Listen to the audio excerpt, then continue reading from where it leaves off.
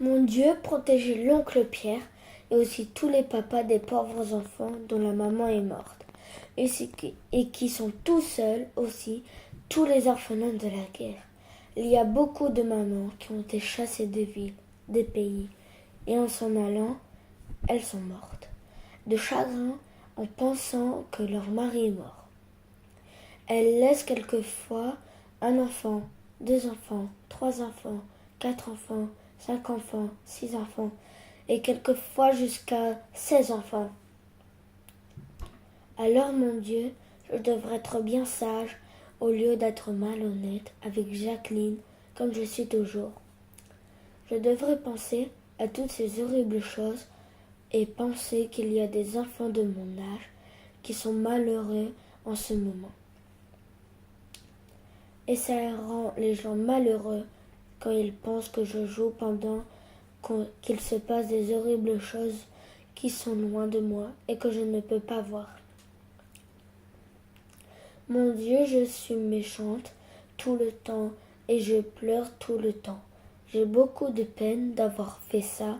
Je tâcherai d'être bien sage pour protéger l'oncle Pierre. Françoise Dolto. La guerre et ceux qui s'ensuivirent. Les ombres se mêlaient et battaient la semelle. Un convoi se formait en gare à Verberie. Les plateformes se chargeaient d'artillerie. On hissait les chevaux, les sacs et les gamelles. Il y avait un lieutenant roux et frisé qui criait dans la nuit sans arrêt des ordures. On s'énerve toujours quand la manœuvre dure et qu'au-dessus de vous éclatent les fusées. On part, Dieu sait pour où, ça tient du mauvais rêve. On glissera le long de la ligne de feu. Quelque part, ça commence à n'être plus du jeu. Les bons hommes, là-bas, attendent la relève.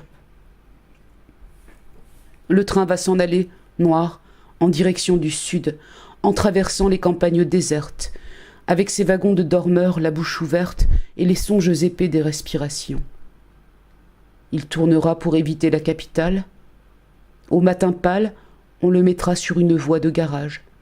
Un convoi qui donne de la voix passe avec ses toits peints et ses croix d'hôpital. Et nous, vers l'est à nouveau, qui roulons, voyez la cargaison de chair que notre marche entraîne vers le fade parfum qu'exhalent les gangrènes au long pourrissement des entonnoirs noyés. Tu n'en reviendras pas, toi qui courais les filles, jeune homme dont j'ai vu battre le cœur à nu quand j'ai déchiré ta chemise.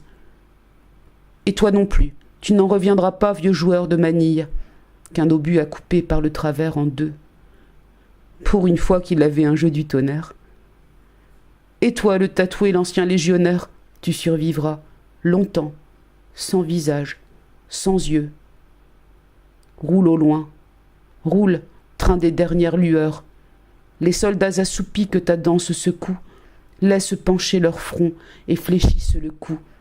Cela sent le tabac, la laine et la sueur. Comment vous regardez sans voir vos destinées, fiancés de la terre et promis des douleurs? La veilleuse vous fait de la couleur des pleurs, vous bougez vaguement vos jambes condamnées. Vous étirez vos bras, vous retrouvez le jour. Arrêt brusque, et quelqu'un crie « Au jus là-dedans !» Vous bâillez, vous avez une bouche et des dents, et le caporal chante au pont de Minocourt. Déjà, la pierre pense où votre nom s'inscrit. Déjà, vous n'êtes plus qu'un mot d'or sur nos places. Déjà, le souvenir de vos amours s'efface. Déjà, vous n'êtes plus que pour avoir péri. Louis Aragon. In Flanders Field, John McCrae. Au champ d'honneur, les coquelicots sont parsemés de lot en lot. Auprès des croix et dans l'espace, les alouettes devenues lasses mêlent leur chant au sifflement des obusiers. Nous sommes morts, nous qui songions la veille encore, à nos parents, à nos amis, c'est nous qui reposons ici, au champ d'honneur. À vous, jeunes désabusés, à vous de porter l'oriflamme et de garder au fond de l'âme le goût de vivre en liberté. Acceptez le défi, sinon les coquelicots se faneront au champ d'honneur. In Flanders Field, John McCrae. Nous sommes devenus des animaux dangereux. Nous ne combattons pas. Nous nous défendons contre la destruction. Ce n'est pas contre des humains que nous lançons nos grenades, car à ce moment-là, nous ne sentons qu'une chose, c'est que la mort est là qui nous traque, sous ses mains et ses casques. C'est la première fois depuis 3 jours que nous pouvons la voir en face. C'est la première fois depuis 3 jours que nous pouvons nous défendre contre elle. La fureur qui nous anime est insensée. Nous ne sommes plus couchés, impuissants sur l'échafaud, mais nous pouvons détruire et tuer, pour nous sauver et nous venger. Nous nous dissimulons derrière chaque coin, derrière chaque support de barbelés, et avant de nous retirer un peu plus loin, nous lançons dans les jambes de nos assaillants des paquets d'explosions. Le craquement sec des grenades se répercute puissamment dans nos bras et dans nos jambes. Repliés sur nous-mêmes, comme des chats, nous courons, tout inondés par cette vague qui nous porte, qui nous rend cruels, qui fait de nous des bandits de grand chemin, des meurtriers, et si l'on veut, des démons. Cette vague qui multiplie notre force au milieu de l'angoisse, de la fureur et de la soif de vivre, qui cherche à nous sauver et qui même y parvient. Si ton père se présentait là avec ceux d'en face, tu n'hésiterais pas à lui balancer ta grenade en pleine poitrine. Erich Maria Remarque, im Westen nichts Neues.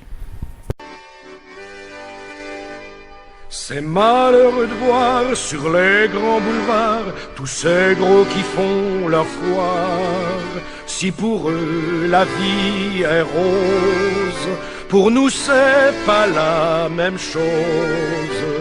Au lieu de se cacher, tous ces embusqués feraient mieux de monter aux tranchées pour défendre leurs biens, car nous n'avons rien, nous autres les pauvres puritains.